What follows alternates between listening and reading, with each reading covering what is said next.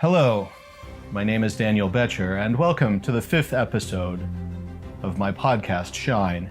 Today's episode takes place in the headquarters of the Port Authority of Seattle, Washington.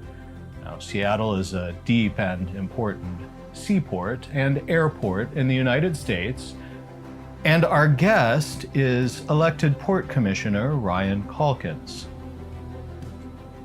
Harking to the American literary tradition, one can't travel very far from thinking about Mark Twain and Huckleberry Finn and his adventures floating on the Mississippi River. In fact, Mark Twain said, "Good judgment is the result of experience, and experience the result of bad judgment."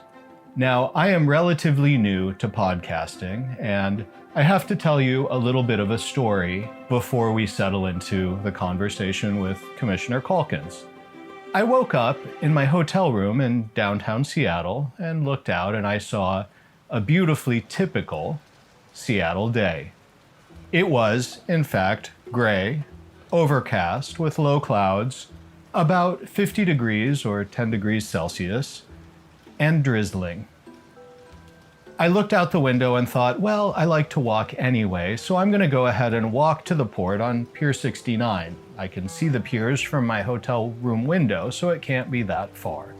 I similarly am not a big fan of umbrellas, and when they handed me one at the umbrella stand at the hotel lobby, I thought, I don't really need an umbrella.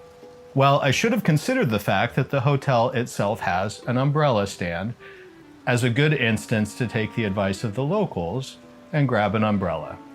Well, I didn't grab one, and I set off on what I thought would be a short walk to the pier. By the time I arrived, Commissioner Calkins' staff had been standing waiting for me to arrive for 25 minutes. I was very late. As you might imagine, Ryan's days are scheduled pretty precisely, and I had a very short amount of time to interview Ryan. So I went upstairs, set up as quickly as I could. Ryan sat down, and we started our interview. I forgot to push the record button on the digital recorder. In fact, the experience I got that resulted from my own bad judgment was that I should have taken an umbrella, I should have taken a taxi, I should have slowed down, I shouldn't have made Ryan's staff wait, I should have pushed record on the Zoom recorder, but happily I did push record on my iPhone backup. So the first 5 minutes or so of this recording you're going to hear are taken from that iPhone backup, and you'll notice a difference. I would like to say that the interview is perfect, except for that one small fault, and of course, thank you, Samuel Clemens, for reminding me that good judgment is the result of experience, and experience the result of bad judgment. Let's drop into this conversation where we hear Commissioner Ryan Calkins talking about the ways that he uses his authority and the levers of public policy in order to find better ways for us to live. I had spent 6 months in Ecuador as part of my undergraduate curriculum and came back and immediately felt this pull back to Latin America. And so I applied for the Peace Corps. And Peace Corps came back and offered a position as a beekeeper in Paraguay. I had, of course, no experience keeping bees, and I was also allergic to them. And so that was not going to be a good fit. But at the same time, in the fall of that year, there had been a significant hurricane that had come through Honduras and Nicaragua.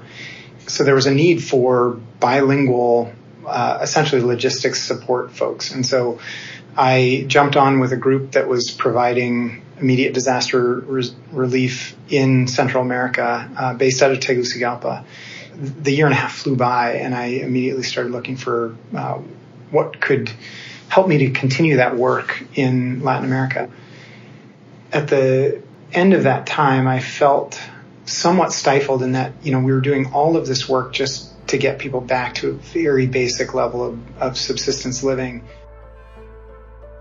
It was really not a natural disaster. It was a human disaster for lack of infrastructure, for lack of education, for lack of ability to get goods to market. And so over the course of that time, I was really looking for how do I take the step toward working on the systemic change that was necessary to address this endemic poverty in Central America. And so from there, I ended up moving to Bogota, where there was a group operating on some of that systemic level change. And it was a very different job.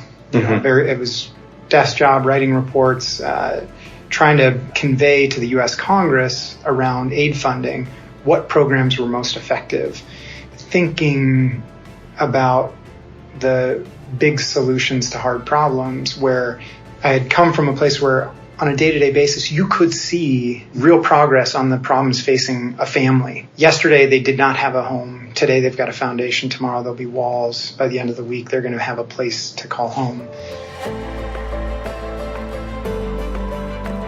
You're now back in the U.S. You have lived in the United States the whole time since then, and you're studying international relations at Yale.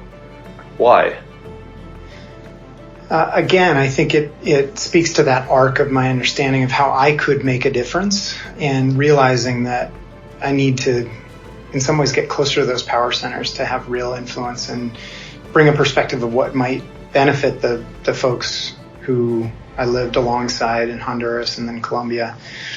And I mean, it opened incredible doors for me, both in terms of academic pursuits and developing some of the tools I needed to be more effective in these things, but also in connections, in getting to know people who could help in this larger endeavor. The intervening decade was I had finished up at Yale and had an opportunity to go back to DC, and where it's done a couple of internships and work for Senator Dodd of Connecticut at that point, or to return to Seattle and work in the family business. My grandfather and then my father had run import and distribution companies. And as my dad was nearing retirement, he asked if I would be interested in coming to learn the business. And at the time, I was feeling this very distinct sense that I had worked a little bit in government, a lot in nonprofit, but I didn't really know some of the tangible, concrete skills associated with like organizational management. And this was an opportunity to get that kind of real world experience. And I ended up taking up that opportunity, and for 10 years ran the family business. I realized fairly quickly into that process that I was not particularly good at this, that I was not a born business person. I took advantage of that sharp learning curve in terms of all those things I mentioned. It also became clear to me that this is not what I wanted to do for the rest of my life. And so there was an opportunity after the recession to make a change. And in our region, we have elected commissioners for the Port of Seattle. And because I knew the port so well and the port ecosystem as an importer distributor, I decided that I would jump at that. When I finally made the decision to enter into the fray of elected politics, one of the first phone calls I made was to you, to say, hey, this is a high lift for a very low profile race. I'm going to take on an incumbent who's been doing it for 12 years. I'm going to have to fundraise a bunch of money, and as a part of that, I need to file. And so you stepped up and wrote the first check and launched my political career in a very concrete way. And in spite of the fact that you and I don't always see eye to eye on politics, something you said to me at the time was, you trusted my North Star, that because I was driven by a sense of values, that even if we came to different intellectual conclusions on what the right policy approach to it was, we shared a sense of what that North Star is. Well, I remember the phone call. I was driving my car at the time, and in my whole life, I have made one political contribution, and it was to Ryan. And yes, Ryan is exactly right. We don't always agree on politics, but that's not the point. We can disagree without being disagreeable, but the main thing that Ryan has is a power that's bigger than Ryan, that is his master, that is not his own intellect and his own desire to be in charge. So Ryan, you took a check that I wrote and went to the Secretary of State in Olympia, the capital of Washington, and you registered. And you started a campaign called... That's literally called Ryan for Port, and I've maintained that. It's still the same URL, still registered as Ryan for Port.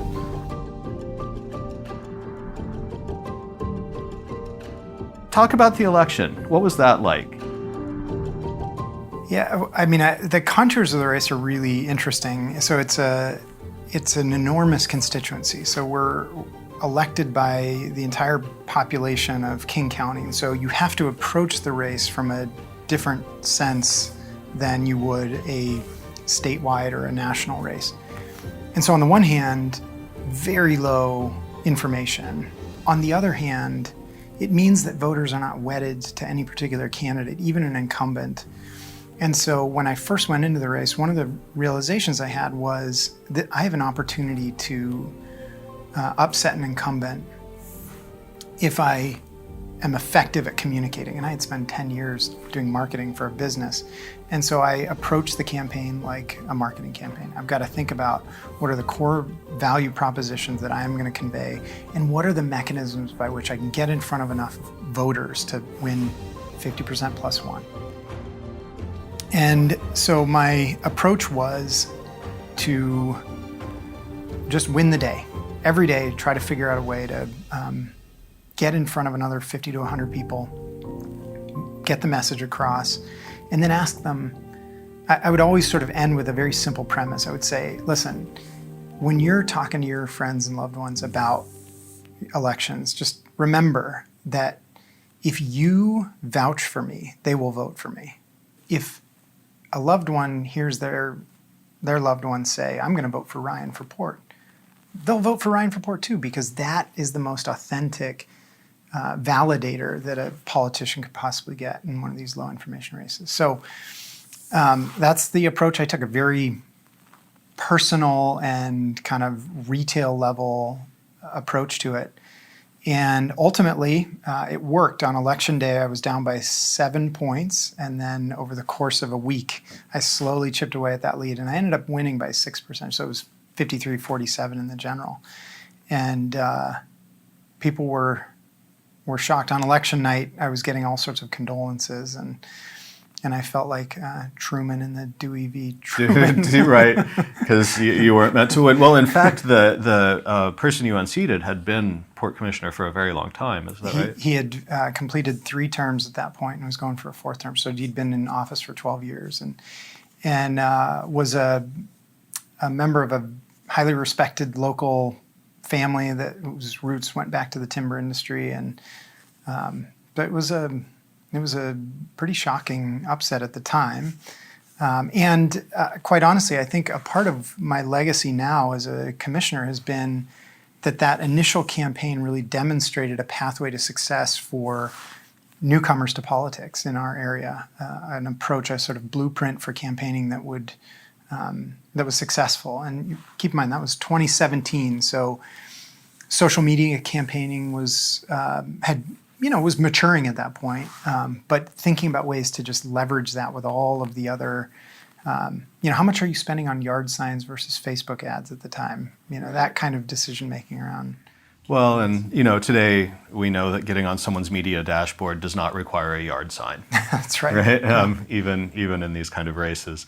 So you're in your 2nd term, right? Mm-hmm. And you're up for election again? In a year, yeah, that's right. So this time next year, I'll be in the throes of the final weeks of a campaign. It'll be interesting to see what kind of competition steps up. Last cycle in my re-election, I did have an opponent, but I think it ended up being 78-22 or something like that. So I got a really strong affirmation from the voting public after my first term, and hopefully I've continued to reinforce that I'm a good commissioner for the community.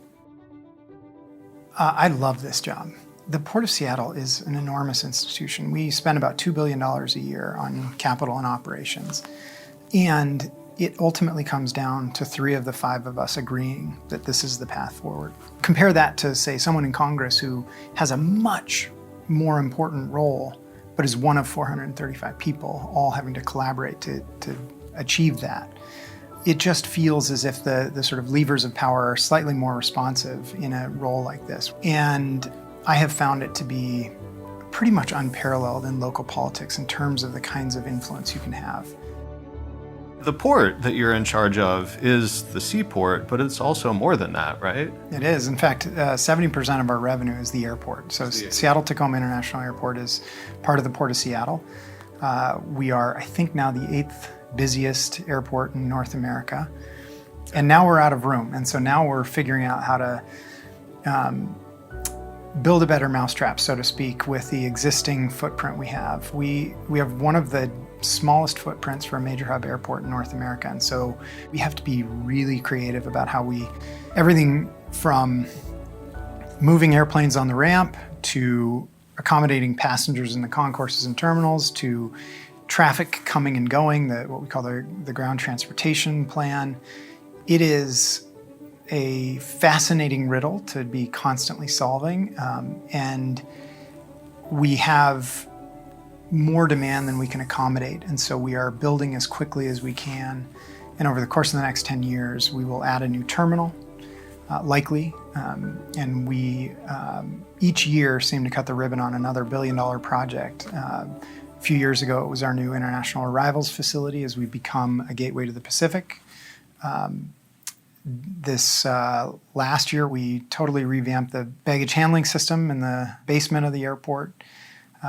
Next year, we'll be kicking off the sort of ticketless experience. We're going to have airports where folks walk in, drop their bag, which is already tagged, and instead of going to a sort of a security line, they'll essentially start walking down a hallway, be identified as being a ticketed passenger, and then allowed to go straight to the gate because Biometrics will have identified them as somebody who does in fact have a passport, have a ticket.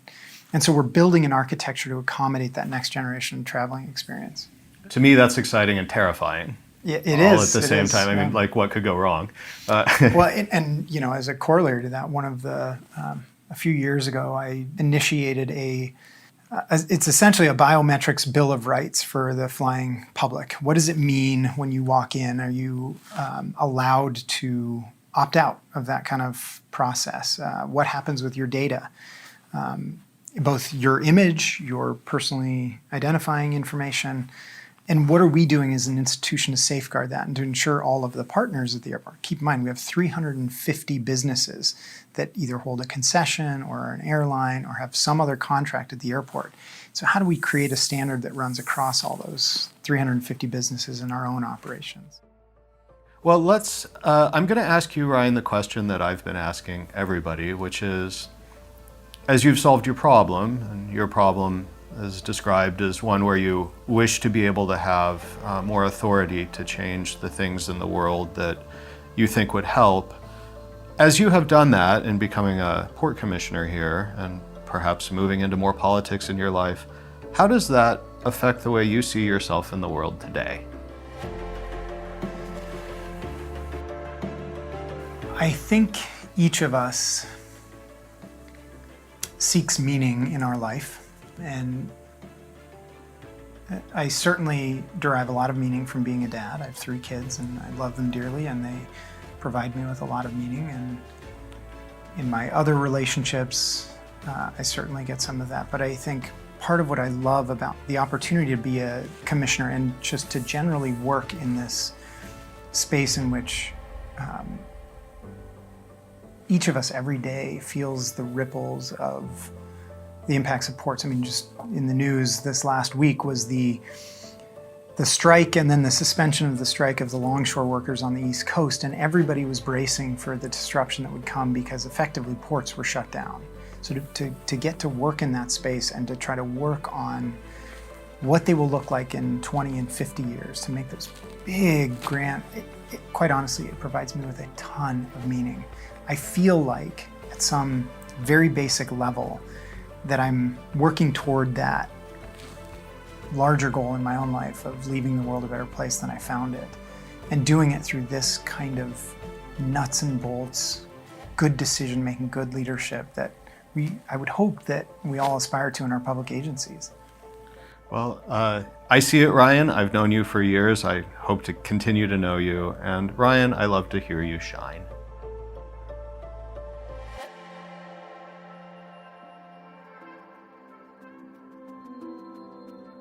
That was such an interesting story.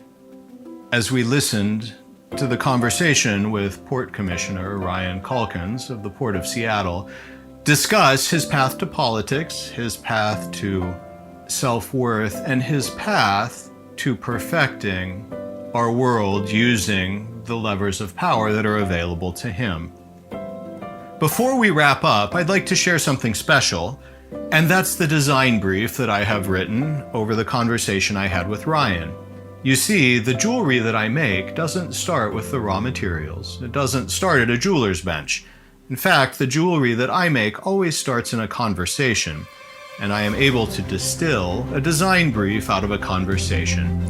The design brief I wrote for Ryan is called The Art of Incompletion, a search for meaning. Now you can read or listen to me read the full design brief, along with seeing images of the drawings, inspirational sketches, renderings, and the finished piece of jewelry on my website at theintrepidwendell.com/shine. I'm really looking forward to our next episode, where I'll be talking with my friend, architect Jose Ricardo Coleman Davis Pagan, back home for me in San Juan, Puerto Rico. Architect Coleman Davis shares with us a deeply personal and moving story of finding roots and finding family relevance in a world and society that sometimes seems so scattered. I look forward to seeing you there. Lastly, but not leastly, if you enjoyed today's episode, please subscribe to the podcast and share it with someone who might like to hear Ryan's story. You can go visit our website for more behind-the-scenes content. Thank you for being here. Thank you for listening. Thank you for sharing a part of your time with me. My name is Daniel Boettcher, and I love to hear you shine.